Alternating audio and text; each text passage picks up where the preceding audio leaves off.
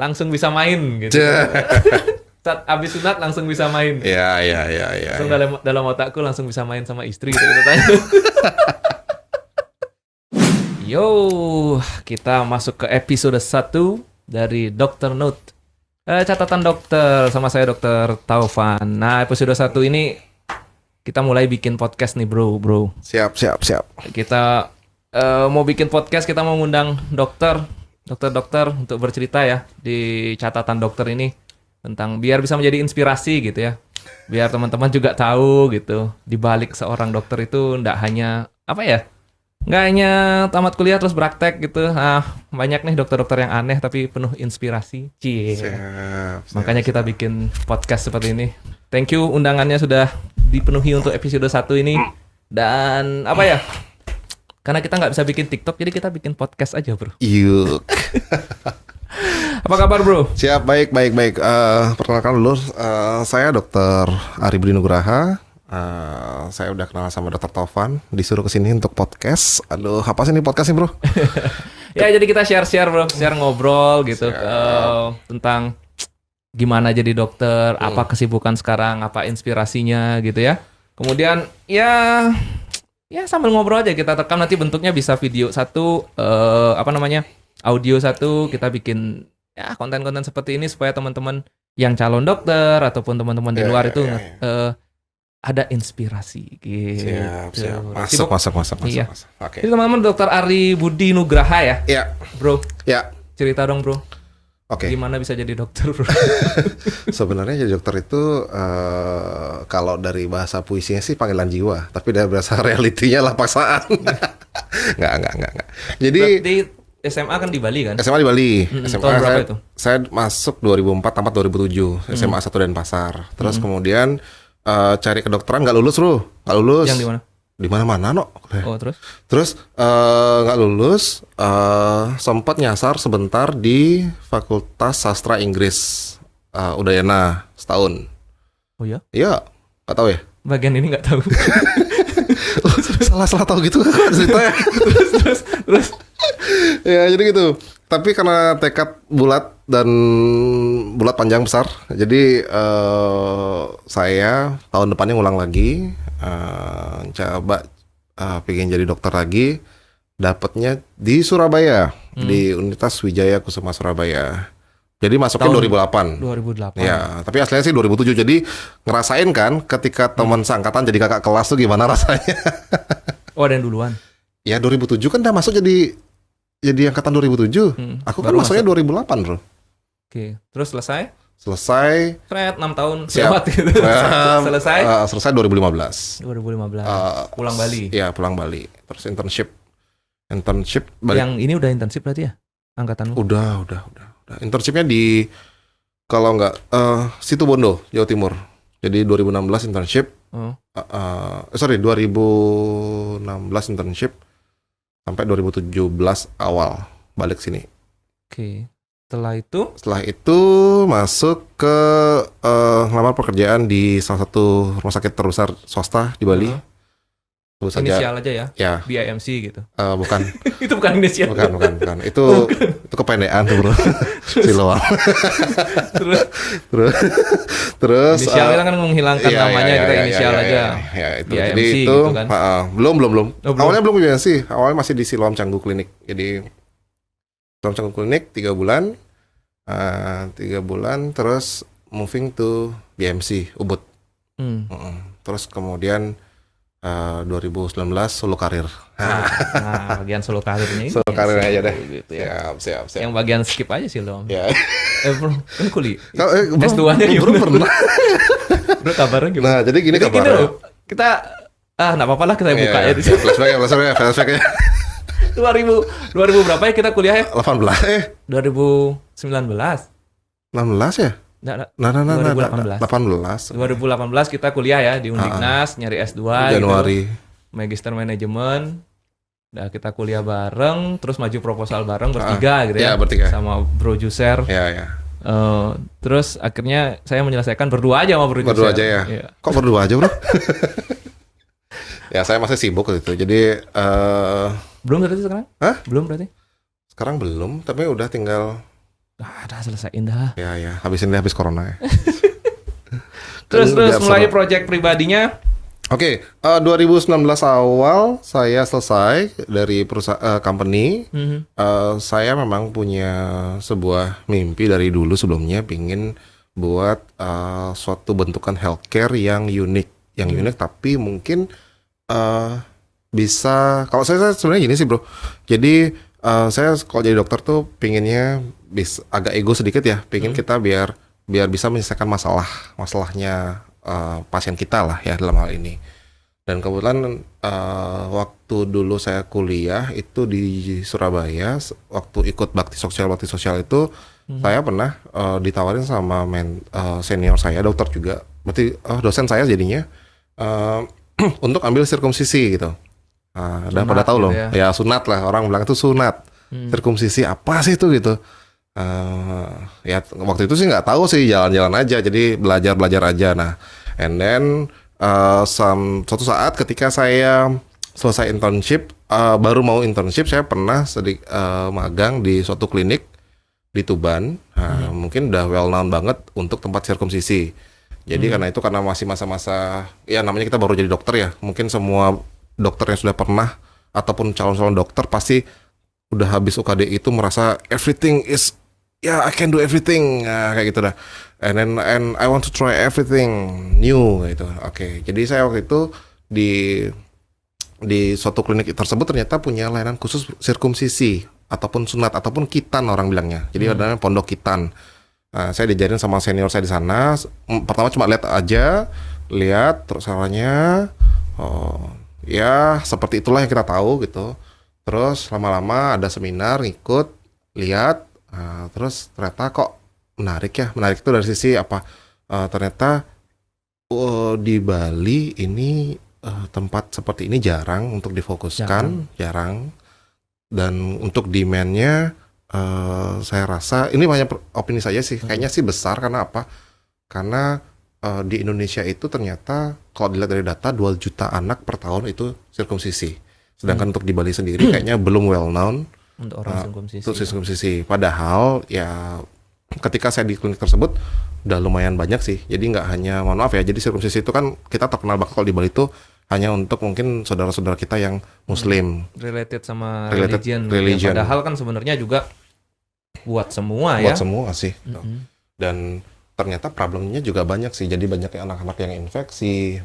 Tidak juga anak sih, dewasa pun juga ada. Dan mungkin suatu solusinya adalah dilakukan dengan sirkumsisi. Oke, kemudian berdirilah ide itu. Muncullah ide itu setelah dieksekusi dengan nama Rumah Sunat Bali. Dengan bantuan dari PT apa tadi bro? Lain lah itu bro. Lain. Banyak PT soalnya. Nanti bingung ini proyeknya yang mana. Project gitu yang kan. mana? Ya project happy lah ya gitu. Nah, Rumah Sunat Bali. Oke, nanti yang dengar Rumah Sunat Bali bisa dicek di rumahsunatbali.com gitu ya. Nah, sana ada thank you, foto satu buah keluarga yang sangat harmonis, di mana ada bapak, ibu dan anak laki-lakinya gitu. Periksa ke dokter ya. Ya. Ya. Terus. Oke, jadi tapi nggak kepikiran ya bro, kalau di Bali ya kita kan hampir beda angkatan, hampir malah sedikit ya, paling beda beberapa tahun. Tapi jujur sampai saya pribadi tamat itu juga nggak terlalu banyak kerjain sirkumsisi. Paling cuma satu. Itu pun nggak, jadi nggak kebayang sih, maksudnya secara teknikal aku nggak begitu paham gitu. Tapi kalau bro Hari nih yang di dokter Hari nih yang di luar gitu kuliah, ya sudah sangat biasa kali ya teman-teman atau kuliah di sana itu. Jadi gini, bro, kalau misalkan di sini kita ada baksos, mungkin baksosnya pemeriksaan kesehatan ya. Ini juga ada benang merahnya juga sih. Jadi pemeriksaan kesehatan dari calon-calon dokter ataupun mahasiswa. Jadi di sini. Tapi kalau di Jawa biasanya bundlingnya pasti dengan sirkumsisi. Jadi satu. Oh, ada baksos kesehatan umum. Pasti ada. Misalkan kita kalau dulu kebetulan aku waktu itu angkat ketua baksos jadinya bro. Jadi waktu itu aku ketua baksos di kampusku. Itu kita di suatu daerah di daerah Malang, namanya Prigen namanya, sumber air itu di daerah belakang sebuah pabrik besar itu ada desa yang cukup besar, penduduknya banyak, cuma aksesnya juga masih nggak terlalu bagus.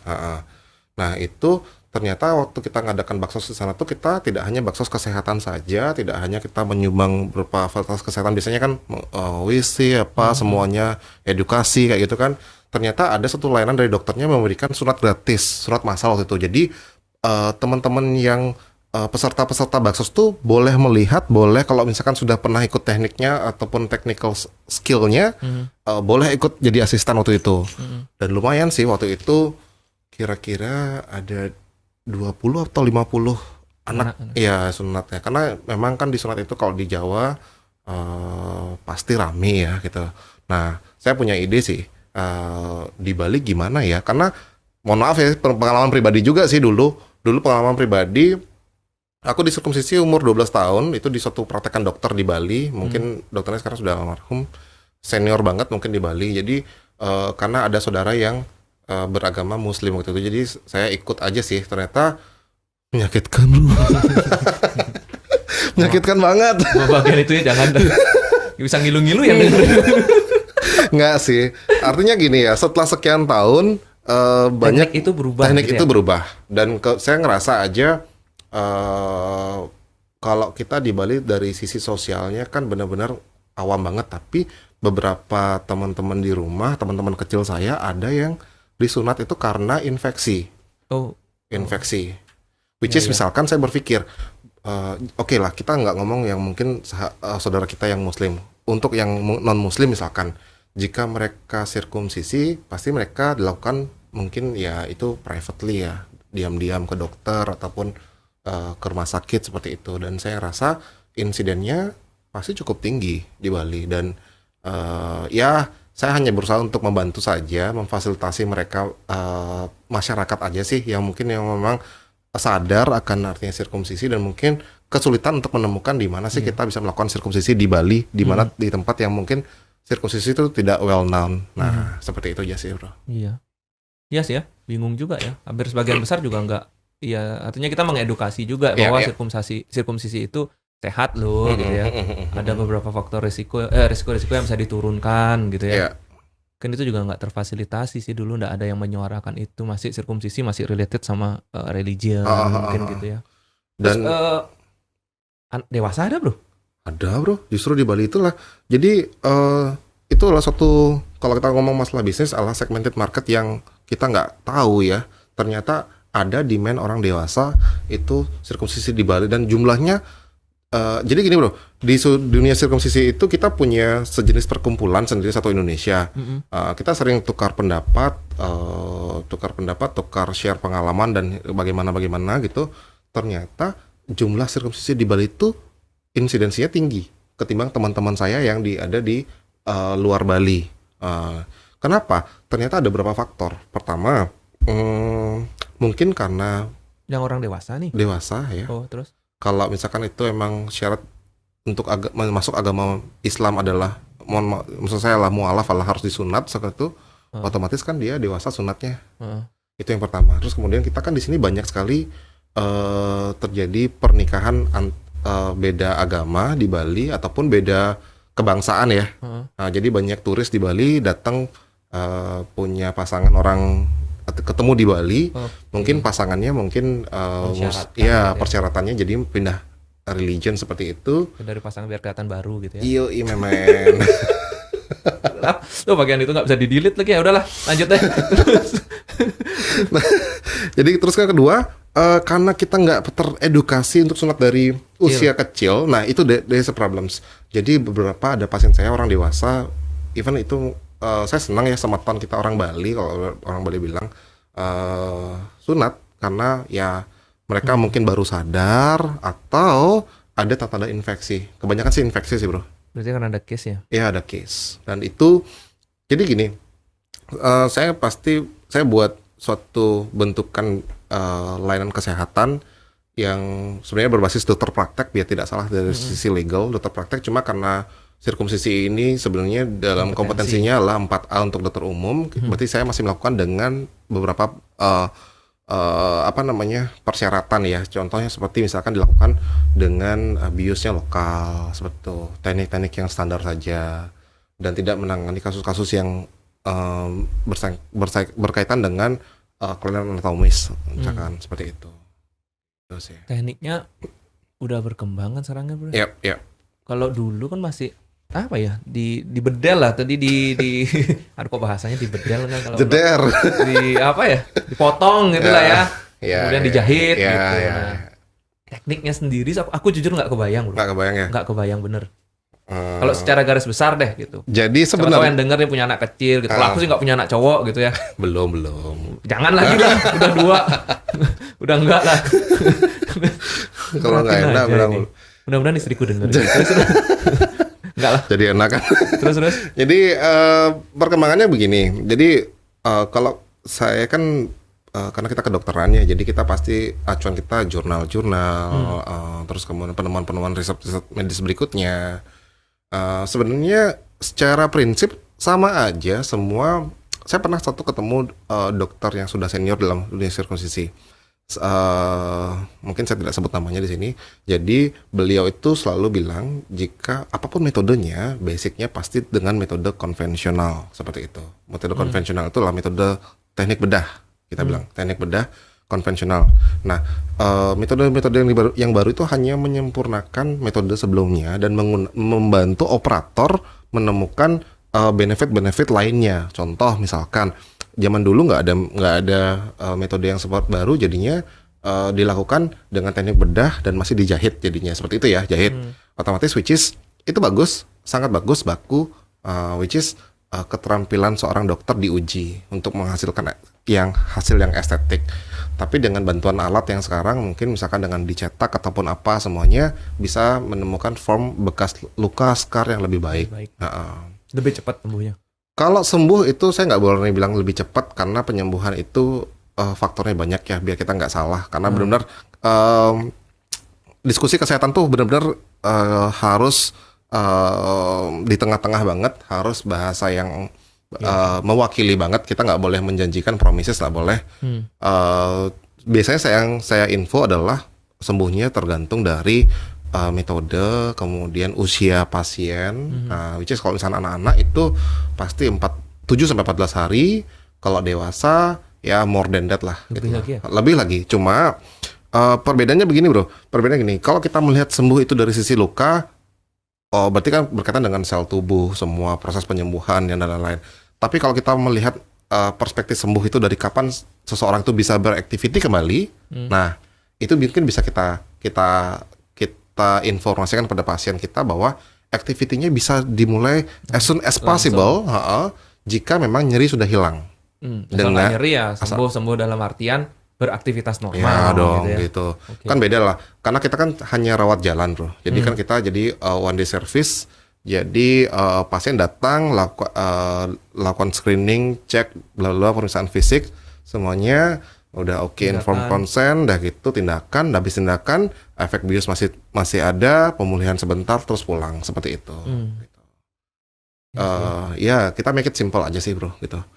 Artinya dan dengan seperti itu juga costing kan bisa lebih affordable untuk masyarakat luas, karena tujuan mulia kita kan lebih banyak ke campaign-nya ya. Jadi ya bagian dari campaign edukasi hidup sehat lah salah satunya gitu. Di Bali belum terlalu banyak orang sirkumsisi gitu. Oke. Kemarin aku lihat kemarin aku iseng gitu di Instagramnya. Lewat ya? Lewat Instagram. Kalau sekarang kan dulu kan orang lewat depan rumah kan, sekarang kan lewat Instagram tuh lewat. Langsung bisa main gitu. Saat abis sunat langsung bisa main. Iya. Langsung dalam otakku langsung bisa main sama istri gitu tanya. Main kartu maksudnya bro, gitu loh bro. Jangan tergantung otak masing-masing kalau gitu. Tergantung otak masing-masing. Orang bagus-bagus bikin konten. Bagus kan kontenku kan? Bagus langsung. Karena anak-anak jadi berani kan. Maksudnya sehari habis tindakan besoknya langsung main. Nyampe ke otak. Langsung main sama istri bisa gitu. Karena kan orang datang dalam kondisi yang tidak sakit, pulang dan kondisi yang masih belum tidak sakit, terus ketika efek biusnya hilang, mungkin dia kesakitan sebentar karena efek bius hilang, tapi mereka dapat tujuannya, benefitnya dapat. Jadi kita kan selalu berkaitan sama pertimbangan benefit yang tertinggi dibandingkan resiko yang lainnya, seperti itu. Nah, ya jadi kita menggunakan bahasa-bahasa edukasi yang menarik itu memancing sebenarnya, karena tujuan awal saya adalah sirkumsisi ataupun sunat itu untuk semuanya. Gitu. Sirkumsisi untuk semua. Iya, gitu ya. Oh enggak sih, tagline-nya sih bukan itu sih. Bukan itu, bro. Tapi masih ada ya, aku lihat sekarang kali sisi sosialnya masih jalan. Aku lihat di rumah sunat Bali ini beberapa juga sunat massal jalan kan ya bro? Nah, gini, tak jelasin. Jadi kalau sunat massal saya jarang ngambil, jujur jarang mengambil. Bahkan bisa dihitung dengan jari. Pernah kita ngambil sunat tuh grup aja sih. Oh, grup. Karena kalau massal tuh sisi higienitas pertama. Ya kalau bisa kita memilih itu bukan tidak massal. Kalau saya sih lebih baik tidak massal sih. Ya. Tapi kalau memang ada pertimbangan-pertimbangan lainnya, lebih dalam, gitu kan. Karena jadikan aja ini sebagai momen sih sebenarnya. Kalau misalkan teman saudara-saudara kita yang saya pernah di Jawa, saya punya saudara saudara Muslim, mereka menjadikan sirkumsisi sebagai sebuah celebration moment of life. Dan every boys yang sudah sirkumsisi pasti punya moment of life-nya masing-masing lah, seperti itu. Kalau misalkan dilakukan dengan sunatan massal ya, kalau bisa dilakukan private ya kenapa harus massal sih, gitu. Cuma kalau kita di sini punya charity, bro, jadi mungkin bisa pada para audiens di rumah ya, dimanapun nanti akan mendengar podcast ini. Jadi saya di rumah sunat itu punya program setiap hari Jumat kita sunat gratis. Untuk baru mau daftar. Untuk bro, jadi kan ya kita kan harus gini ya. Jadi untuk saudara-saudara kita di luar sana yang mungkin kekurangan secara finansial, terus secara ya pastinya pasti finansial pasti, terus kemudian secara gimana sih enaknya bilangnya, misalkan contoh kaum duafa ya gitu ya, kaum duafa. Jadi saya bekerja sama dengan Bali Life Foundation saat ini karena sebelumnya juga dari ngobrol-ngobrol ini juga sih bro. Jadi kita ketemu sama owner dari Bali Life Foundation, ya saya sebut aja di sini. Beliau adalah orang yang sangat dermawan, punya yayasan yang mempunyai rumah singgah bagi anak-anak yang mungkin mereka ada problem di rumahnya, entah itu mungkin perceraian ataupun ditinggal orang tua, ataupun orang tuanya tidak mampu, ataupun mungkin tidak punya orang tua. Bukan seperti rumah yatim sih, cuma seperti itu. Kebetulan ownernya ini sunatin anaknya ke aku nih bro, gitu. Terus iseng-iseng beliau nanya, dok kalau sunat massal gimana? Ya gue bilang aja sih, saya jarang ngambil sih pak, tapi kalau misalkan mau diatur mungkin gimana? Emang gimana pak? Oh ya saya punya yayasan. Ternyata di yayasan itu ada berapa puluh orang lah gitu lah, anak laki-laki gitu. Usianya pun udah beranjak remaja gitu. Jadi kita berkolaborasi setiap hari Jumat dari yayasan beliau datang untuk sunat anak asuhnya ya. Kemarin tuh berarti ya, konten kemarin. Yang itu ya, udah lihat ya bro? Udah. Oh siap. Banget konten. Udah lewat ya bro? Kayak nggak ada kerjaan gitu, corona kan serius. Iya. Jadi itu benar-benar karena gini, saya menganggap bahwa dari jurnal yang saya baca, dari riset jurnal yang saya baca, sekarang itu sunat itu banyak dilakukan di USA biar nggak salah, di Aussie juga banyak untuk newborn baby. Karena apa? Langsung. Karena apa? Benefitnya adalah bagi mereka, nah ini mungkin sedikit bisa kita cari gali bagi teman-teman yang punya info yang lebih bagus, mungkin bisa kita info ulang ke saya. Tapi kemarin info yang saya dengar dari jurnal, yang saya baca dari jurnal sendiri adalah bagi anak-anak yang sudah disunat dalam usia dini, pada usia mereka ketika mereka beranjak dewasa dibandingkan dengan temannya ya di usia dewasa tidak disunat, itu memiliki kekebalan lebih tinggi, bahkan sampai dari studi kasus sampai mencapai 40% untuk mereka kerentanan terhadap infeksi menular seksual. Minimal infeksi menular seksual dulu. Dan teman-temannya lah yang ada HIV dan lain-lain segala-galanya seperti itu. Jadi kalau emang itu memberikan kekebalan, berarti saya menganggap, mohon maaf, mudah-mudahan nggak salah ya. Jadi sunat ini sebagai seperti orang diimunisasi. Divaksin. Jadi kita memberikan kekebalan. Menurunkan resiko lah pada resiko. Menurunkan. Menghilangkan nggak bisa, tapi menurunkan. Iya. Iya dah. Gitu sih bro. Aku udah punya anak cowok sih ya. Ponakan kan punya. Itu bantu teman lah. Aku pengen sih, cuma yang nyunat kamu jadi kepikiran 2 kali gitu loh. Aku belum sih sirkumsisi. Nanti kalau aku ke kamu Instastoryin aku kan tak berdaya aku di meja operasi. Mungkin kita podcast mungkin sampai sirkumsisi. Nanti mau bikin webinar live surgery gitu. Modelnya aku kan Dengan moderator Dr. Taufan dan orang coba Dr. Taufan jadi semuanya Dr. Taufan. aku moderatornya, aku juga orangnya gitu kan. Aduh. Nggak kebayang sih, nggak kebayang. Aduh jangan dah ngomongin aneh-aneh. Oke deh bro. Ya siap. Thank you waktunya. Oke, thank you bro. Mudah-mudahan Main-main kesini. Siap. Mudah-mudahan mengisi episode 1 dari Dr. Note catatan dokter. project ini mudah-mudahan lancar ya bro Lalu ya. mudah-mudahan ada episode 2 dan lainnya. siap, Kita undang siap, teman-teman siap, kalau siap. mau ya sharing. Anytime. Ya. Jadi aku sih nganggap ini udah oke banget karena hari gini orang dapat informasi itu seliweran. Jadi banyak banget. Mohon maaf ya hari gini lulusan universitas WhatsApp bro. Iya. Lulusan WhatsApp, lulusan YouTube, lulusan bla bla bla bla bla bla. Mending kita gini enak podcast. Jadi ketemu sumbernya langsung, ngobrol santai dan mungkin yang terpenting adalah ya dapat sih maksudnya. Kalau gue sih asik-asik banget bro. Ya buat pendengar semua, kalau mau punya anak kecil biasa, nggak usah nomor kontak rumahsunatbali.com. Ya. Mudah-mudahan bisa membantu ya teman-teman semua. Membantu dan juga jangan lupa ya di subscribe semua. Subscribe semua. Kalau dengan videonya di YouTube di subscribe dan Oke. di like. Di link kita. Link kita. Nggak bisa diedit. Nggak usah diedit ya. Oke Ya, bro, siap. Dr. Ari Budi, thank you. Habis ini kita sepedaan Thank you, ya. Dr. Oh iya benar-benar kapan nih besok jadi bro? Aku udah ganti crank arm bro. Aduh Tapi sedap. didengar istriku nggak ya? Itu lo ganti. Udah BB Holotech bro. Udah Haltech. Tinggal dicoba besok kita. Gimana rasanya sama aja kan? Sama aja.